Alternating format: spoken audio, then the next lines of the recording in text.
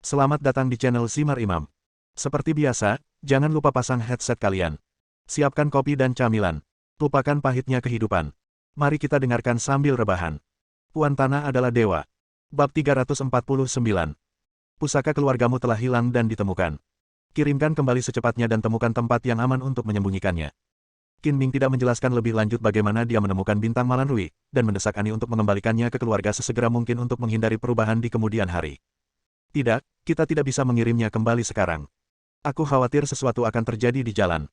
Ani menenangkan diri dari kegembiraannya dan pikirannya berpacu. Pertama cari bank dan simpan di kota Donghai. Jika waktunya tepat, kamu bisa membawanya kembali ke keluarga secara diam-diam. Qin Zhen berpikir sejenak dan setuju, ini ide yang bagus, tetapi Anda perlu mencari bank dengan tindakan keamanan yang sangat ketat.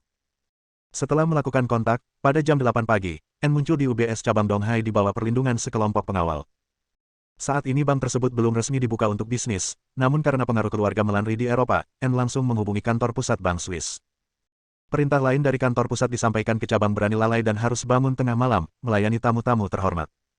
Jika Anda mempunyai uang dan kekuasaan, Anda dapat menyelesaikan segala sesuatunya dengan mudah. Prinsip ini tidak hanya berlaku di Tiongkok, tetapi juga di negara dan wilayah manapun di dunia. Qin Ming mengemudi untuk mengikuti dan melindunginya secara diam-diam dan tidak muncul. Sampai Ani menyelesaikan pekerjaannya dan meninggalkan bank, Qin Ming tidak menemukan orang yang mencurigakan. N ingin berterima kasih kepada Qin Ming karena telah membantu mengambil bintang Malanrui, tetapi Qin Ming menolak karena tidak nyaman untuk tampil di depan umum bersamanya agar tidak menarik perhatian orang-orang Nirwana sampai nanti untuk berbagi kesempatan besar ini.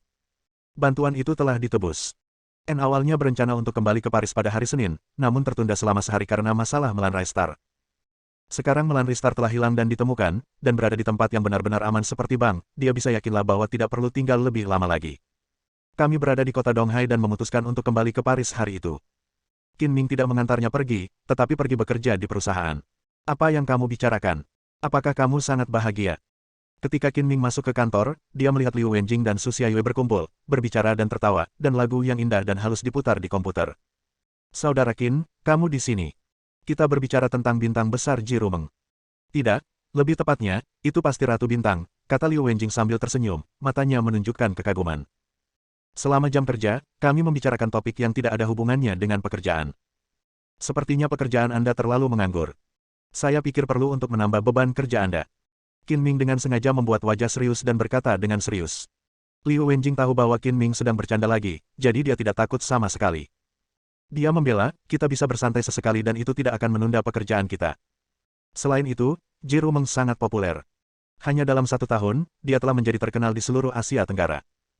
Tidak hanya nyanyiannya terdengar bagus, tapi filmnya juga blockbuster. Mengukuhkan statusnya sebagai ratu dan superstar dalam satu gerakan. Manusia tidak bisa lagi menghentikannya, dan itu normal bagi kami. Untuk membicarakannya. Apakah dia seksi? Saya tidak memperhatikan industri hiburan. Saya belum pernah mendengar sosok nomor 1 seperti itu sebelumnya. Kata Qin Ming.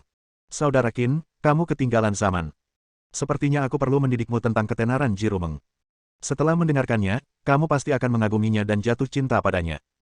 Ming tidak keberatan, Liu Wenjing berdeham, lalu berkata, setelah perilisan single pertama Ji Rumeng, Midnight coba tebak berapa hari yang dibutuhkan untuk melompat ke puncak tangga lagu di situs-situs besar. Qin Ming tampak sedikit tidak sabar dan mendesak, bicaralah dengan cepat dan jangan pamer, kalau tidak saya tidak akan mendengarkan.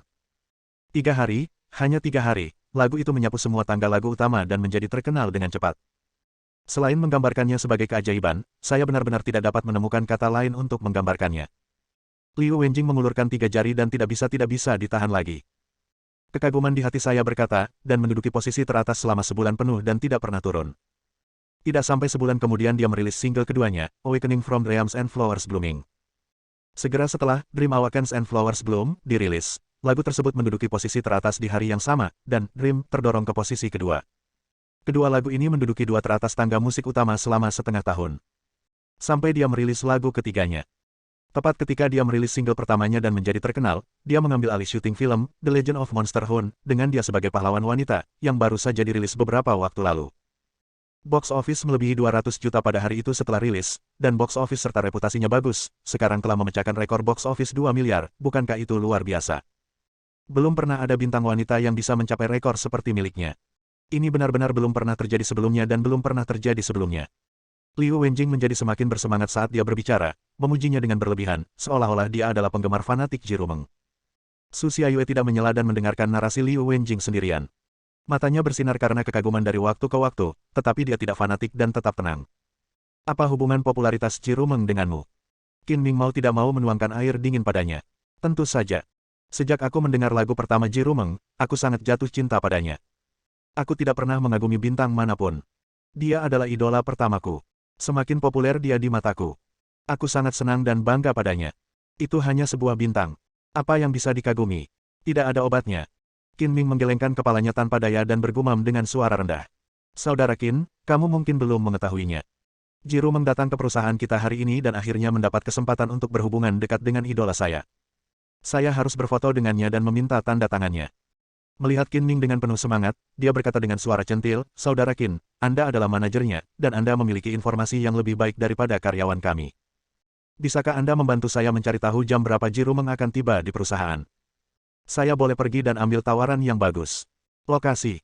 Meskipun Qin Ming tidak setuju dengan pengejaran bintang Liu Wenjing, melihat ekspresi bersemangat Liu Wenjing, dia tidak tahan untuk menolak. Aku tidak tahu jam berapa sekarang, tapi aku punya cara untuk mengatur agar kamu bertemu sendirian. Benarkah? Liu Wenjing berkata dengan penuh semangat, Saudara Qin, jangan berbohong padaku.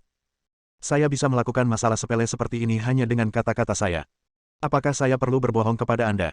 Kata Qin Ming dengan bangga. Saudara Qin, ini yang kamu katakan. Jangan meledak-ledak dan membuatku bahagia. Ekspresi Liu Wenjing menjadi serius dan dia berkata dengan serius, jika tidak, aku akan melakukan pemogokan sebagai protes. Jika kamu berani mogok, aku akan memecatmu. Aku tidak bisa menyembuhkanmu, anak kecil. Liu Wenjing menjulurkan lidahnya dan memasang wajah. Kamu adalah bosnya. Lengan kecilku tidak bisa memutar pahamu, tapi aku masih punya hak untuk protes. Oke, cukup ngobrolnya. Kalian berdua bekerja cepat dan aku akan mengaturnya. Setelah mengatakan itu, Qin Ming keluar dari kantor dan diam-diam menelepon Ji Rumeng. Liu Wenjing masih ingin bekerja. Dia melihat waktu di sudut kanan bawah layar komputer dari waktu ke waktu, berharap Ji Rumeng akan segera datang. Tapi 1 jam, 2 jam. Di masa lalu, Liu Wenjing menyaksikan tanpa daya ketika waktu menunjukkan pukul 11 sore, dan dia tidak melihat Qin Ming kembali ke kantor lagi. Faktanya, setelah Qin Ming menelepon Ji Rumeng, dia menemukan ruang tamu kosong untuk berlatih dan menyembuhkan lukanya. Orang-orang dari Nirwana dan tangan kiri Tuhan pasti akan datang ke rumahnya akhir-akhir ini, dan dia harus kembali ke kekuatan penuhnya sesegera mungkin agar dapat mengatasinya dengan lebih baik. Tepat ketika Liu Wenjing lelah menunggu, dia akhirnya menerima telepon dari Qin Ming. Saudara Qin, dari mana saja kamu? Apakah kamu sudah membuat pengaturan? Ada kecelakaan dan itu tidak dapat dilakukan. Qin Ming di ujung telepon mengeluh dan berkata dengan malu, saya hanya meminta seseorang untuk meminta 2 foto yang ditandatangani. Anda dan Xiao Yue pergi ke Departemen Perencanaan dan ambil kembali fotonya. Aku sedang melakukan tugas di luar, jadi aku akan menutup telepon dulu. Apa yang kamu lakukan? Itu tidak bisa diandalkan. Apa yang kamu katakan sepertinya benar, tapi tidak berhasil. Aku bahkan tidak melihat Ji Rumeng. Ada nada sibuk di ujung lain telepon, dan Liu Wenjing mengeluh.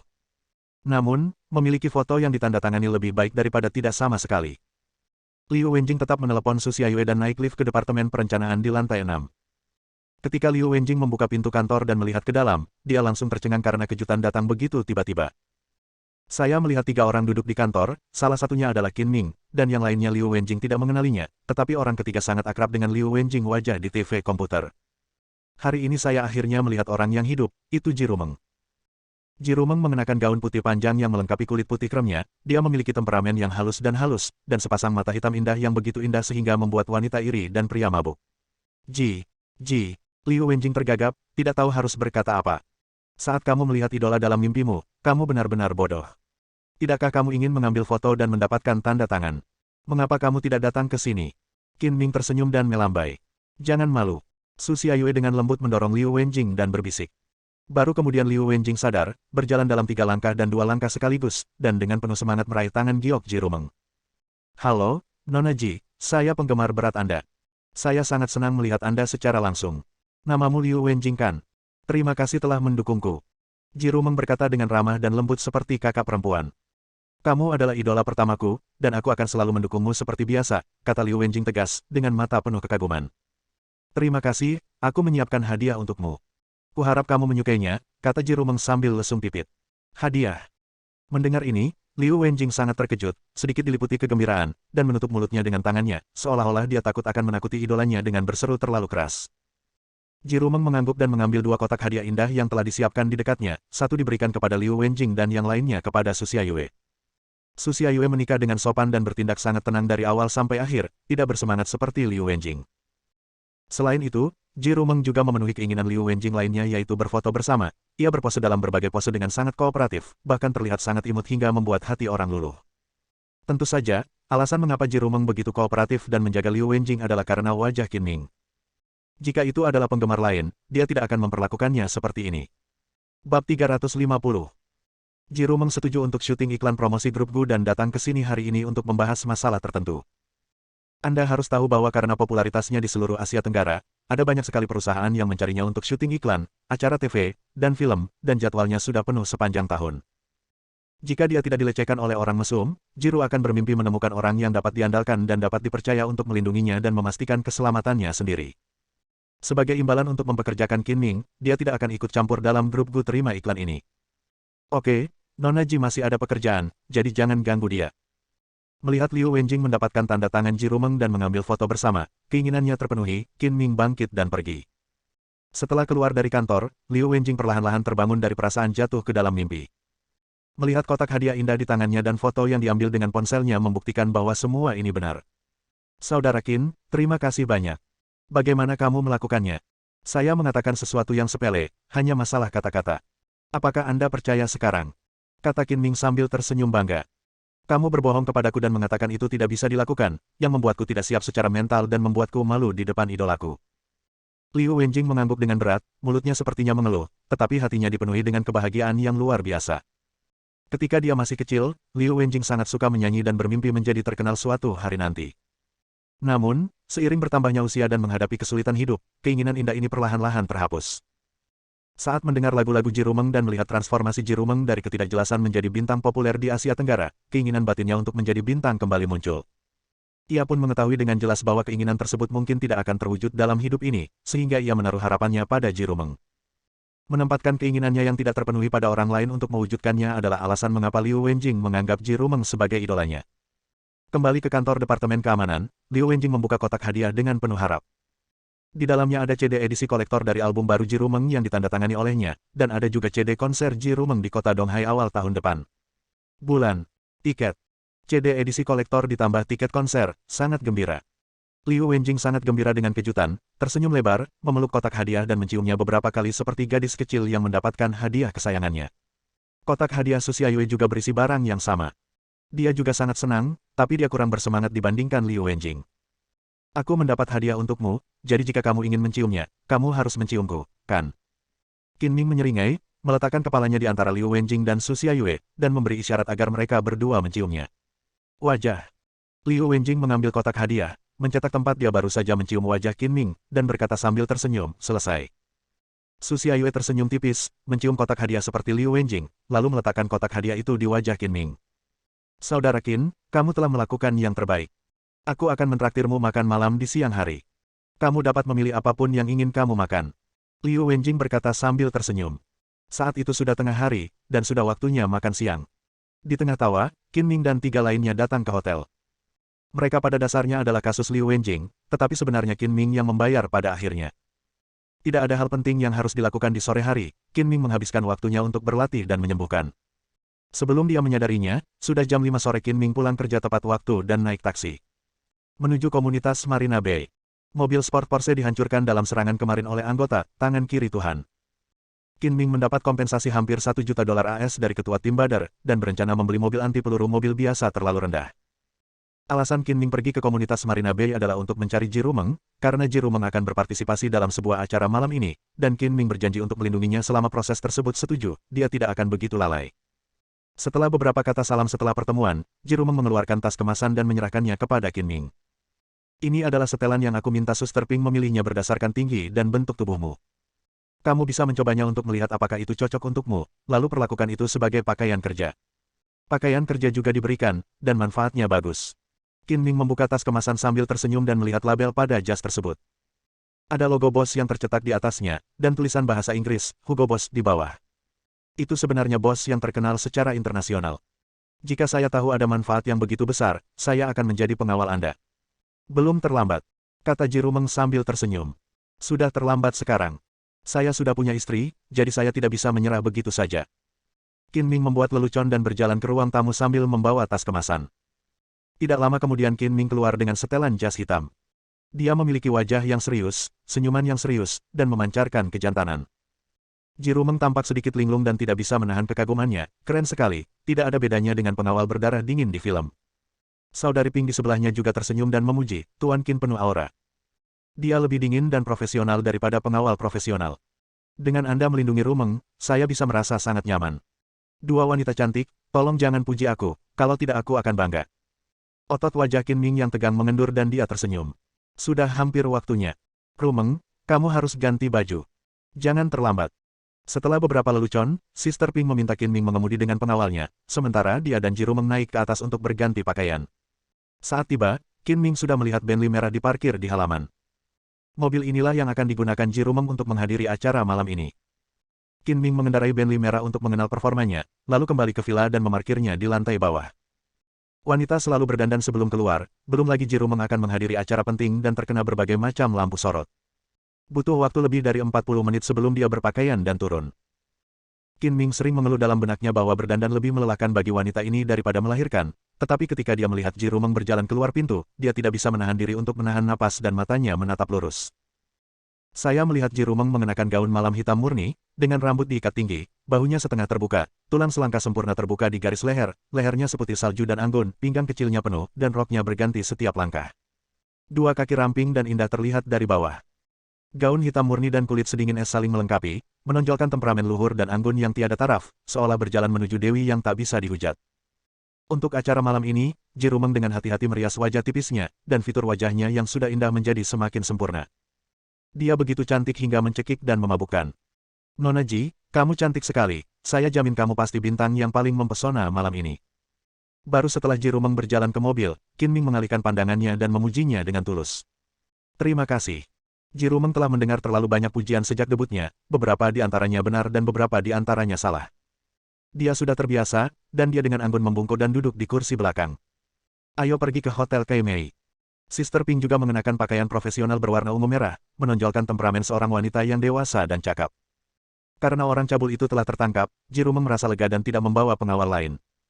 Dia merasa Qin Ming yang berani melawan pria bersenjata sudah cukup untuk melindunginya. Bentley merah itu melaju keluar dari komunitas Marina Bay, melewati jalanan malam dengan kecepatan tetap, dan menuju ke tujuannya. Dalam perjalanan, Qin Ming mengetahui bahwa Ji Rumeng akan menghadiri upacara penghargaan musik yang sangat penting di Tiongkok. Banyak penyanyi bintang dan selebriti yang hadir. Hotel Kaimei terang benderang, dengan segala jenis lampu bersinar terang. Karpet merah panjang dibentangkan dari pintu menuju tempat utama. Penjagaan peringatan dipasang di kedua sisi karpet merah, dan kerumunan orang berkumpul di luar penjagaan.